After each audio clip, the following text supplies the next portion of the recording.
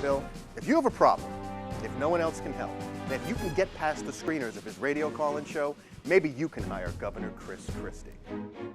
That's what happened with Stacey Pilato, a mother who called into the governor's Ask the Governor radio show on New Jersey 101.5, where you have your morning show, last night to say that she had accidentally washed the driver's permit of her 17-year-old son Isaac when it got stuck in his jean pocket and it got ruined. 4 months later, she was still trying to get a duplicate driver's permit from the Department of Motor Vehicles. Christie said that was outrageous. Decided to accompany Pilato, who is the wife of former Bound Brook Republican Mayor Carey Pilato, to the Motor Vehicle Commission site in South Plainfield. I had to see if this was going to really happen. I went down to the South Plainfield Motor Vehicle Commission, waited till Stacey showed up, and then there's the governor escorting her into the place. The governor was promptly waited on, no line waiting for him. After about 20 minutes, mom and son reemerged, and I asked them what happened. He has a permit. He did? It worked? Yes. All set. So Governor Christie came out right afterwards and said he intended this to not only help Stacey and her son with their troubles, but for this to be a larger message to state workers. It is frustrating when I have to do something like that, because folks should understand who work for the state government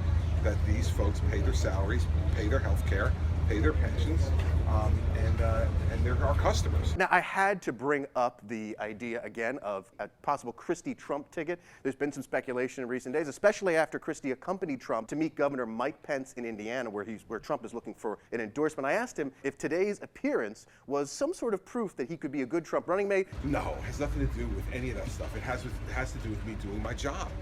I mean, listen, this is nothing different for anybody who's watched this administration for the last 6.5 years. This is what we do.